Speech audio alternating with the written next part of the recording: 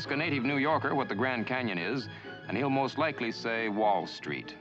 Looking east from the Stock Exchange building, he gets the same feeling of vastness and depth that a Westerner might get standing at the bottom of the Grand Canyon of the Colorado River. To Willie the Squeaker, it was the Grand Canyon. Born and raised in the Bowery, he used to take a walk along Wall Street every Sunday when the financial district was quiet and deserted. It was his day to commune with nature, a walk in the country. Hello, Willie. Frank, I thought you was in California. In Los Angeles. Running the Los Angeles Inn. I go where they send me, Willie. Get in the car. Somebody want to see me? Just hop in the car. It won't do no good, Frank.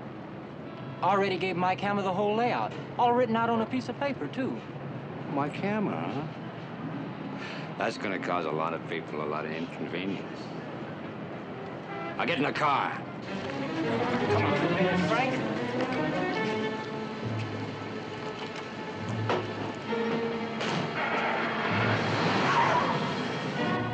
It started out to be a quiet Sunday for me, too. Now it promised to get noisy. It looked like a pack of litter bugs had taken a wrong turn in Central Park and wound up in my office. The smart thing to do was to turn around and go right back out, let the cleaning lady discover it. She'd feel duty-bound to straighten it up before I came in, but then, of course, I might never know what they were looking for.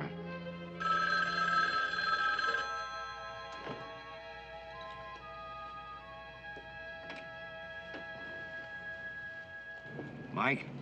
Mike Hammer? Yeah, who's this? We're not acquainted. I'm sorry I missed you earlier. Be glad you missed me. Did you hear what happened to the Squeaker? Willie? That Louie's only you to worry about. Forget what Willie told you. Go out of town for a few days. Name your fee. Sure, if you bring her right over. You could be shaking hands with Willie this evening. Come off. You think I'm gonna drop this case now? You think it ends when something happens to me? Well, if you're not worried about you, give your client a thought. What more can happen to Willie? I wasn't thinking of Willie. I was thinking of Sharon O'Closkey and that pretty face of hers. Think about it. I'll call you later.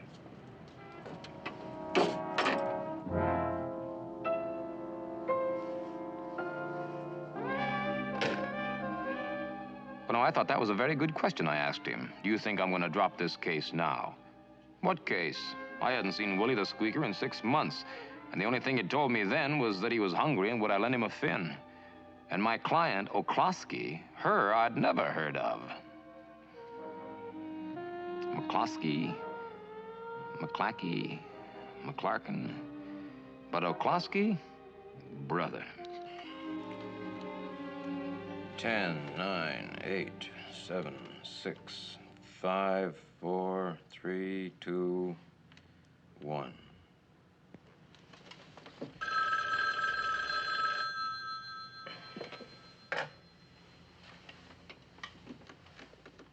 Yeah, Hammer.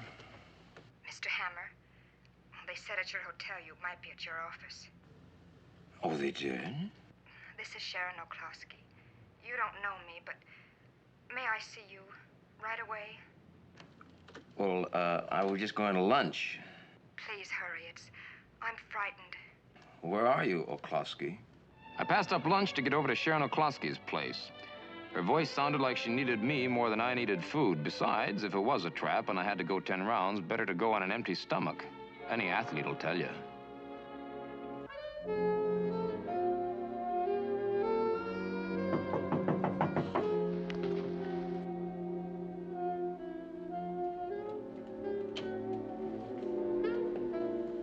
Miss O'Closkey? Mr. Hammer? Uh-huh. Oh, I've been sitting here for 2 days trying to get up the nerve to call you. Oh, I interrupted your lunch. I'm sorry. Go on ahead and eat it. Oh, I don't care about that. I'm really not hungry. Mr. Hammer, thank you for coming right over. Mike, Sharon. Oh, Mike. Mike. Please, sit down, Mike. Just a moment, please. Say, you may have guests that you don't even know about. Who? Well, you never know. You see, this way, we avoid the clunker bit. You know, where the detective opens the door and, bang. There's no one here. Well, that's not what I'm worried about. Now, you say you've been trying to get in touch with me for 2 days. Now, why? A man just called me and said that you were already my client. A man with a quiet, educated voice? Well, he didn't say ain't, but the things that he promised for you and I were neither quiet nor educated. He called me. Told me to stay away from you and to stop asking questions. Oh, yeah? Questions about what? And how did he know that you had my camera on your mind? Honey, you're either going to have to eat that before we get down to cases, or I'm going to have to get out of here because it's driving me right out of my mind. Oh, Mike. I'm sorry you haven't eaten. Oh, please. I'm really not hungry. Honey, No, I won't eat your couldn't. lunch. I don't know why I ordered Honey, it. I Please. can't eat your lunch. Mike, I will not eat your please, lunch. I'm not hungry.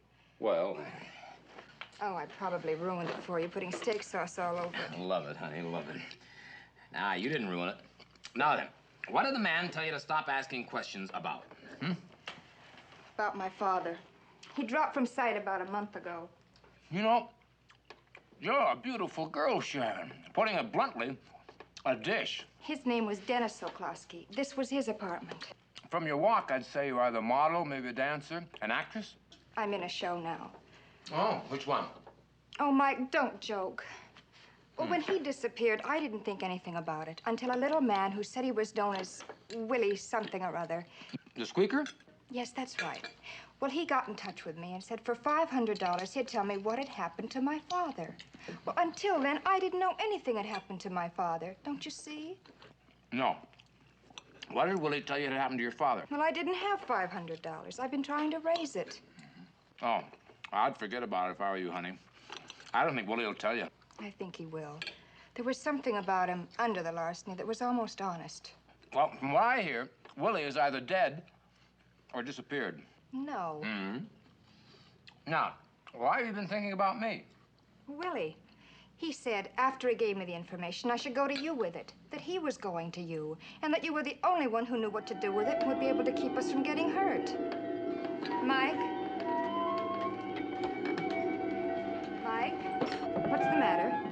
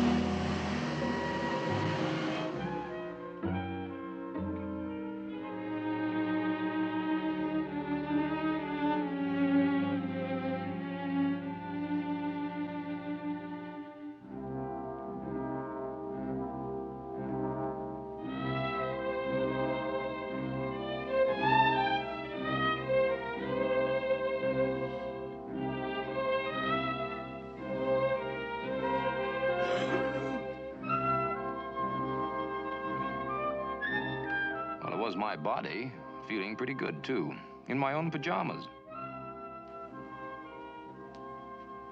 But during the night, somebody had redecorated my pad and had built a swimming pool outside my window, complete with well-filled bathing suits and a couple of lifeguards. I'd gotten careless in Sharon O'Closkey's apartment, and I'd been killed. It had to be that. I was dead.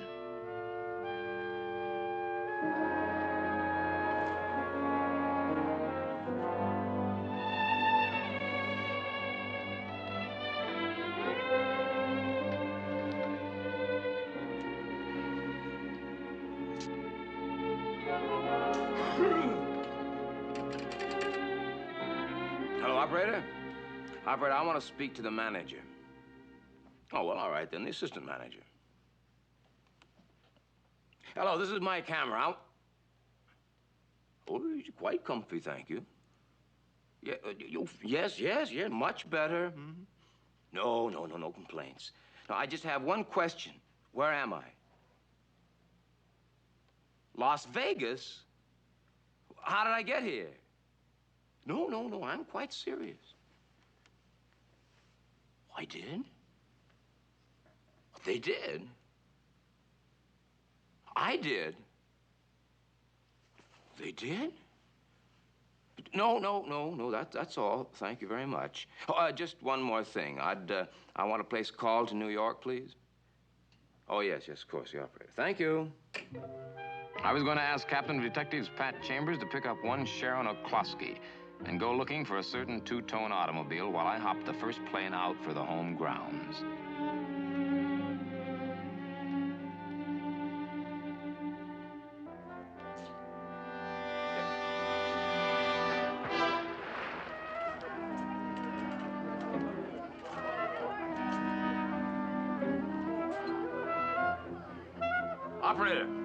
Operator, cancel that New York call for now.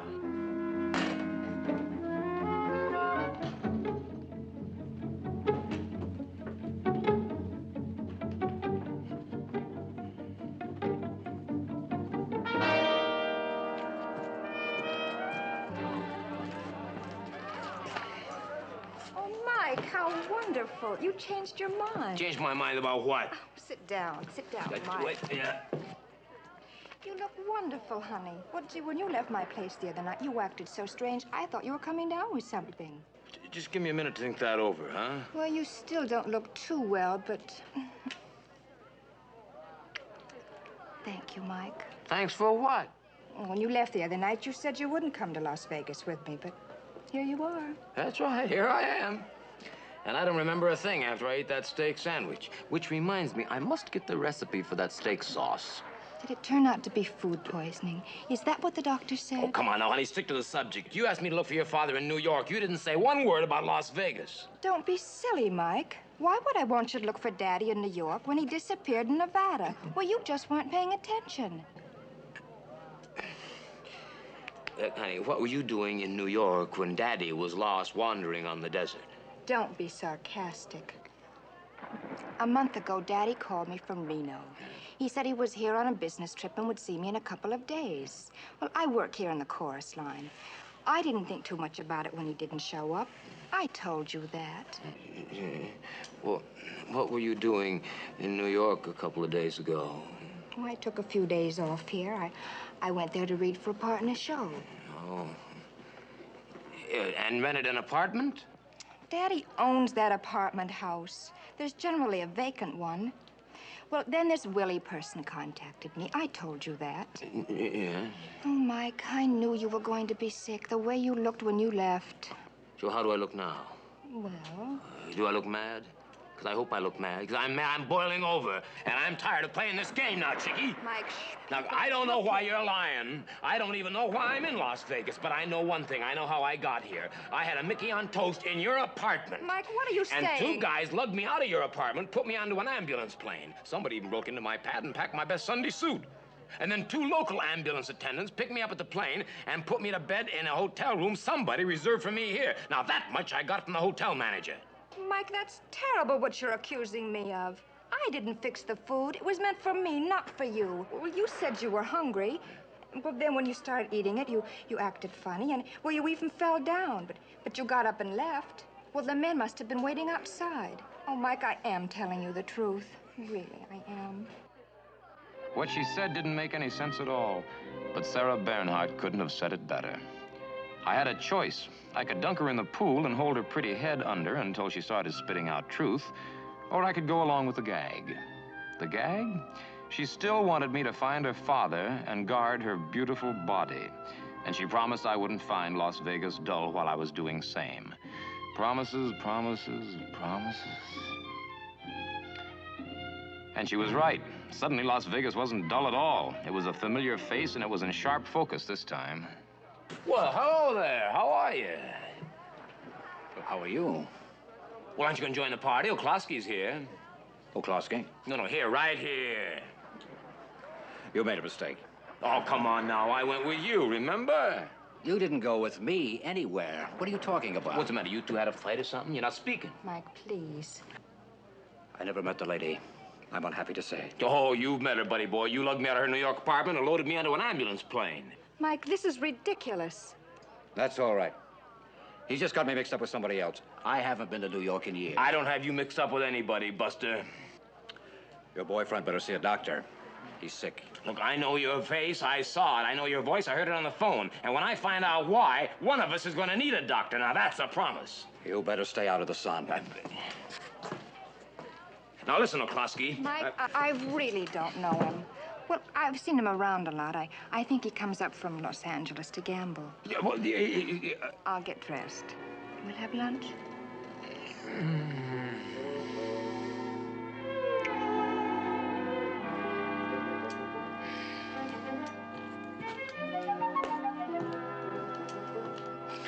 In your room, on toast.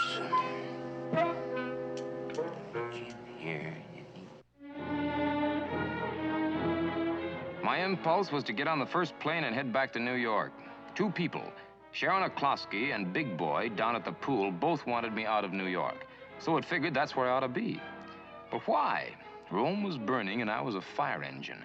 Only I didn't know where the fire was, and until I found out, there wasn't any point in lighting up for the big town. Well, two things I could do. Check in with the local police and get a rundown on Big Boy. And also ask Captain Pat Chambers of the New York Police to check on Dennis O'Klosky. Yeah, but then, if you have to go quietly crazy, there isn't any more pleasant place to do it than Las Vegas. And with a guide like Sharon O'Klosky, well, one thing for sure, she'd lead me to a fire of one sort or another. There's always a fire near a girl like O'Klosky.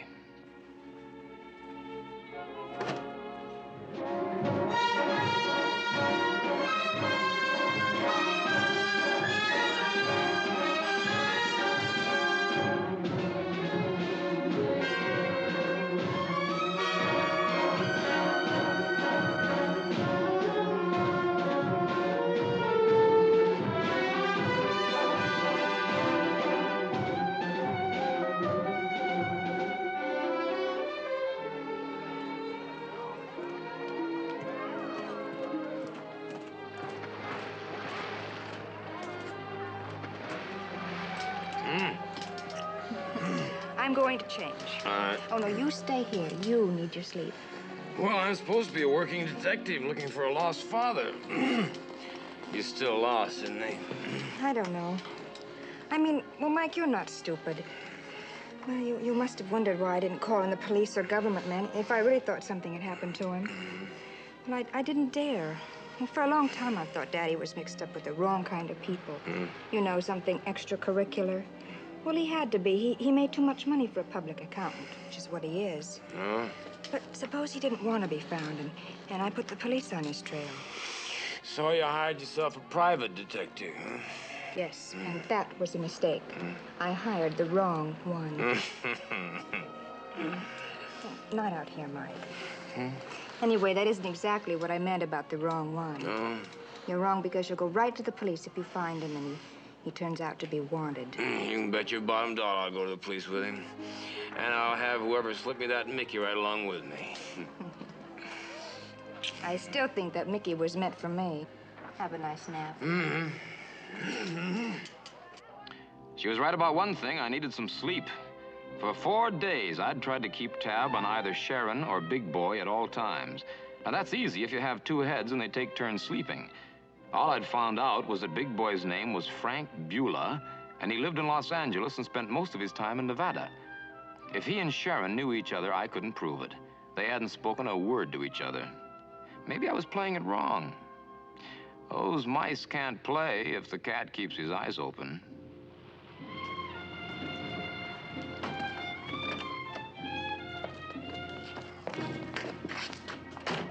So you finally got here. You put the California plates back on. Good, we're heading for Los Angeles. Our alibis are all set. Now I'm going up to talk to Sharon. Get yourself tidied up. Hurry up. Come on, come on.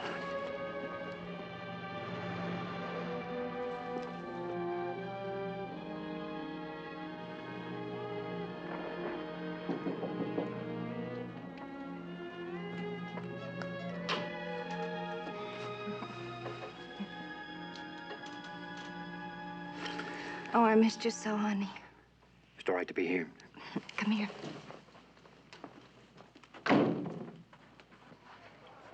He's sleeping down there by the pool in the loud shirt and hat. For a change, I can keep my eye on him. It's the first chance I've had. Well, you can bounce him now. Everything's okay. Joe got in with the car an hour ago. All the stuff's moved in New York. But he's mad, Frank. I don't think he'll bounce easy. What's he got to be mad about? He said all your time for 4 days. And if that's work, baby.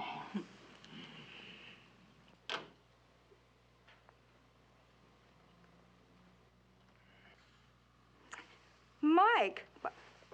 Well, I thought you were taking a nap. Well, a friend of mine wanted to take a snooze, so I let him borrow my pretty sports shirt and hat. You take your hands off the body, please. I'm supposed to be guarding it. Mike, you're fired. I don't need you anymore. Good. Then you don't mind if I have a talk with your boyfriend? He's not my boyfriend. That's right. Well, then you won't mind if I beat him into a talkative stage, now will you? Let's step outside where there's more room. It's a pleasure. Yeah. See you later, Miss McCloskey.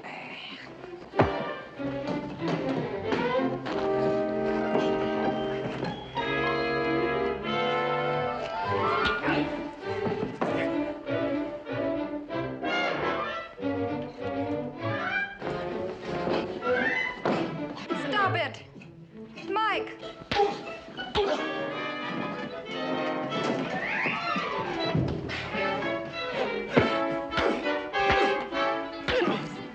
Frank! Stop it! Operator! Operator! Yes, there's a fight in 224. All right, Frankie boy, now what's this all about? Oh, Klosky, I'm ashamed of you. Yes, Operator? No, operator, you misunderstood the lady. She said send some ice up to 224. That's all right. Mike, honey, let him go. I was telling you the truth, Oh, Mike. Klosky, honey, I'm gonna miss you when I send you up the river. Uh-oh.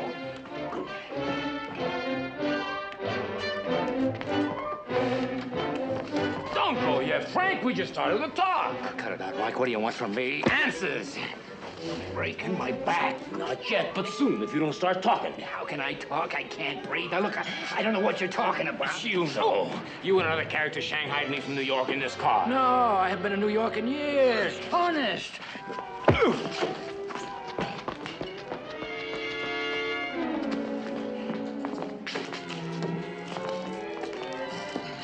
Pardon me. You're in New York, you and your car, and what happened to Willie and me tied right to your apron strings. You can't prove it. Oh, can't I? A lubrication sticker, you dummy. You had the car greased and the oil changed in New York a week ago. And bless that attendant for putting in the date and the mileage. You're breaking my neck. Come on, give me a break, Hammer. Nobody hurt you. No, nobody hurt me. That Mickey just ate a hole in my stomach, that's all. And what about Willie? Willie's all right. Just taking a little vacation up Vermont. Why? I said why? Just what Willie told you. Willie never told me a thing. He never got to me. What? Oh, that makes you sicker, doesn't it, huh? Come on, All give this me for nothing. Give me a break, Hammer. Yo, why did you want me out of town? Sharon's old man. What about it? Well, he's head accountant for a big gambling syndicate in the East. Yeah, what about Willie? Willie got scared, said he spilled the setup to you. No. Why? They had to have time to move it. Move what? 2 telephones? No, this was a big operation. Concrete vault, telephone switchboards, all the books, even the computing machine, mechanical brain. Yeah, where'd they move it to? I said, where'd they move it to? The basement of that apartment house. You're gonna get me killed. Don't try to cheer me up.